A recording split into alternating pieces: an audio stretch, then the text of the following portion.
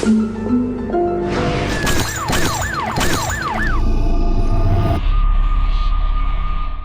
बात में एक दफ़ो ॿीहर भलेकार व्यूअर्स हींअर हलंदासीं नौशरो फ़िरोज़ में गुज़िरियल ॾिहाड़े मरी ऐं ख़ासख़ेली बिरादरियुनि में ज़मीनी तकरार तां झेड़ो थियो आहे, फायरिंग थी आहे, बल्कि हमलो थियो आहे जंहिंमें ख़ासख़ेली बिरादरी जा 2 ॼणा मारिजी विया आहिनि। मक़तूलनि में ज़ाकिर ऐं अब्दुल हमीद ख़ासख़ेली शामिल आहिनि, जॾहिं त 3 ज़ख़्मी आहे। ॿुधायो वञे पियो त लाखा रोड वारे इलाइक़े में ही ज़मीन ते तकरार आहे ॿिन्ही बिरादरियुनि में। हींअर ताईं ही ज़मीनी तकरार 10 खां वधीक हयातियूं गिड़काए चुको आहे। कॉल ही जेका मुतासिर धुर आहे उहा कोर्ट में ॿुधणीअ खां पोइ वापसि आई हुई त शहर में इन जे ख़िलाफ़ु खूनी हमिलो कयो वियो। हथियारबंद हमले खां पोइ वाक़े वारे हंध तां फ़रार थी विया आहिनि। 10 कलाकनि खां वधीक अरसे ताईं हालानी वटि इन ॿिन्ही मक़तूलनि जा लाश रखी क़ौमी शाहरा ते धरणो हयो वियो आहे। एहतिजाज रिकॉर्ड करायो आहे। मक़तूलनि जे वारसनि ऐं उनजो मौक़िफ़ आहे त क़ातिलनि खे फौरी तौर ते गिरफ़्तार करे कानून जे कटहरे में आंदो वञे। व्यूअर्स, ही हालानी या नौशरो फ़िरोज़ सां ताल्लुक़ रखंदड़ ही हिकिड़ो वाक़ियो न आहे, पर हर ॿिए ॾिहाड़े पाण ॾिसंदा आहियूं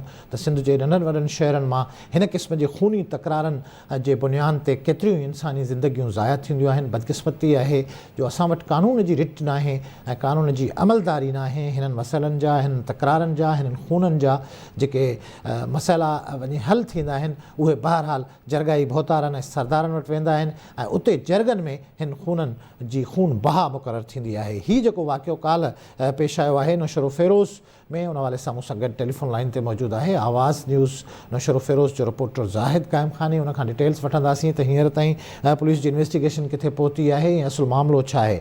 ज़ाहिद, 2 ॼणा विच शहर में मारिजी विया, अदालत मां ॿुधणीअ खां पोइ वापसि आया पे, तव्हां ॿुधायो आहे त 10 खां वधीक माण्हू हिन खूनी तकरार जो हिसो बणिजी चुका आहिनि या खाज बणिजी चुका आहिनि, जंहिंमें मरी ऐं ख़ासख़ेली बिरादरियुनि जा माण्हू शामिल आहिनि। गुज़िरियल ॾिहाड़े जेको वाक़ियो पेश आयो आहे, पुलिस मौक़े ते को रिएक्शन न करे सघी?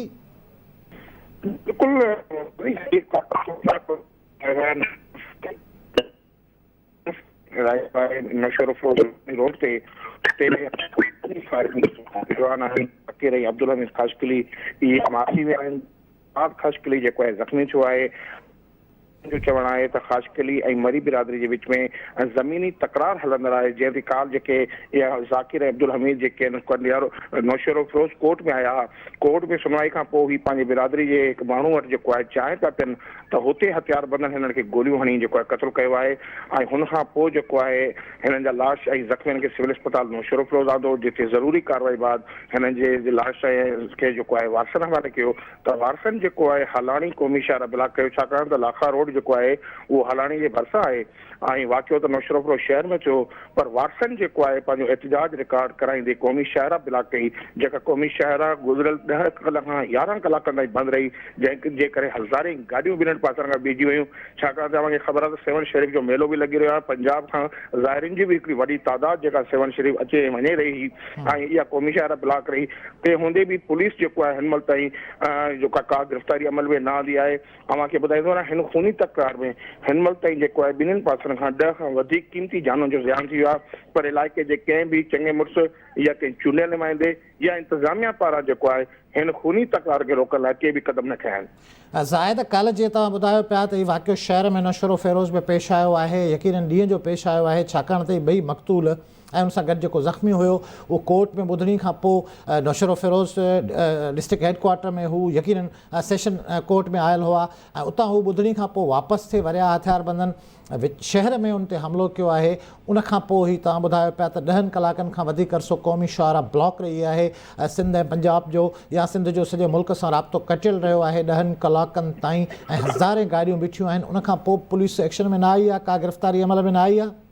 न, हिन महिल ताईं जेके जवाबदार नामज़द कया आहिनि हुननि जो इहो ई मुतालबो हुयो त जेके हमले आवार आहिनि पहिरियों हुननि खे गिरफ़्तार कयो वञे। इंतज़ामिया जो इहो चवणु हो त पहिरियां FIR दाख़िल करायो। हिन समूरे माहौल खे 10 खां 12 कलाक इहो एहतिजाज रिकॉर्ड थींदो रहियो ऐं हुन खां पोइ जेको आहे अञा ताईं का गिरफ़्तारी अमल में न आई आहे। ऐं अव्हांखे ॿुधाईंदो आहियां त जीअं त हाणे खूनी तकरार जेके हली रहिया आहिनि त इंतज़ामिया खे घुरिजे, पुलिस खे घुरिजे त जंहिं महिल ही धुरियूं कोर्ट में अचनि थियूं त ॿियो कुझु न त कोर्ट खां घटि में घटि हिननि खे अहिड़ी सिक्योरिटी परवाह कयूं वञनि त जीअं घटि में घटि अहिड़ा अफ़सोसनाक वाक़िअनि में क़ीमती जाननि जो ज़ियान न थी सघे।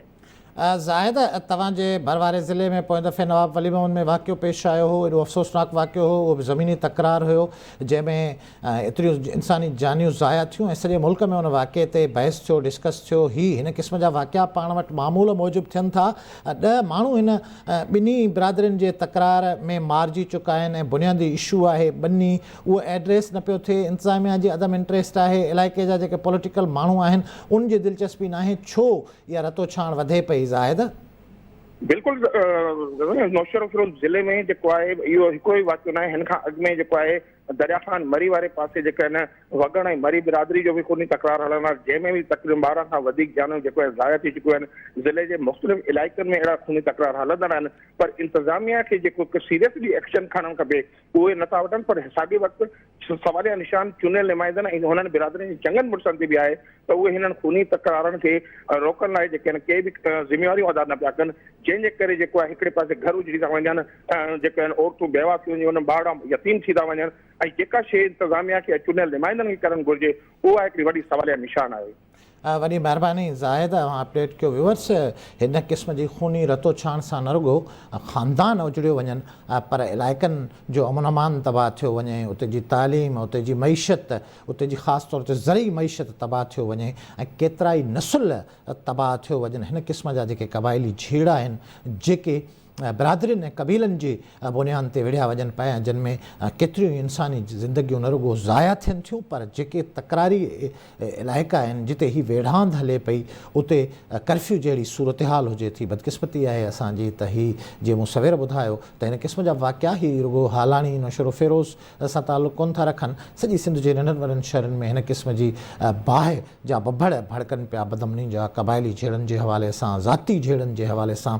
बदकिस्मती इहा आहे, मायूस कंदड़ ॻाल्हि इहा आहे त पुलिस जो, स्टेट जे कानून लागू कंदड़ इदारनि जो इन हवाले सां जेको रोल आहे, जेको किरदारु आहे, उहो इंतिहाई मायूस कंदड़ आहे। काल्ह बि जीअं असांजो रिपोर्टर ज़ाहिद क़ाइम ख़ानी ॿुधाए पियो त ही जॾहिं 2 ॼणनि जो खून थियो ऐं 3 ज़ख़्मी थियो त वारिस जेके इंसाफ़ वारे निज़ाम मां मायूस हुआ उन्हनि अची करे क़ौमी शौरा खे ब्लॉक कयो ऐं 10 कलाकनि खां वधीक अरसे ताईं क़ौमी शौरा ब्लॉक रही। यकीनन ही मायूसी हुई ऐं इंसाफ़ फ़राहम कंदड़ इदारनि ते अदम एतमाद हुयो, जंहिंजे करे 10 कलाकनि ताईं मक़तूलनि जो अलाश रखी वारसन रोड ते एहतजाज कयो, जंहिंजे नतीजे में हज़ारे न पर लखें वाटड़ू परेशान थिया। यकीनन 10 कलाकनि खां वधीक अरसे ताईं क़ौमी शौरा ब्लॉक रही, ट्रैफ़िक जाम रही। सिंध जो सॼे मुल्क सां राब्तो जेको ज़मीनी राब्तो आहे उहो क़ौमी शौरा वसीले आहे, उहो कटियल रहियो। उन हूंदे बि पुलिस हींअर ताईं को बूटो न ॿारे सघी आहे सवाइ रवायती FIR दाख़िल करण जे, ऐं वधीक इम्कान आहिनि त ही जेका रतो छाण आहे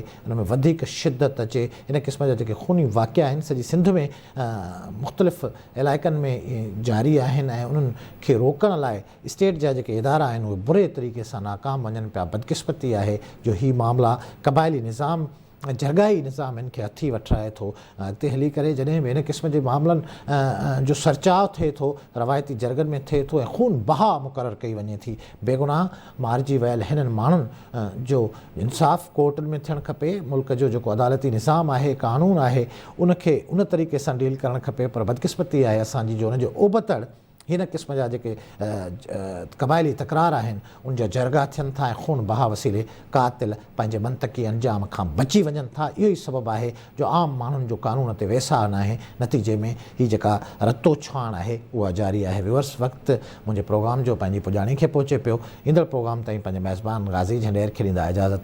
अल्लाह पाही।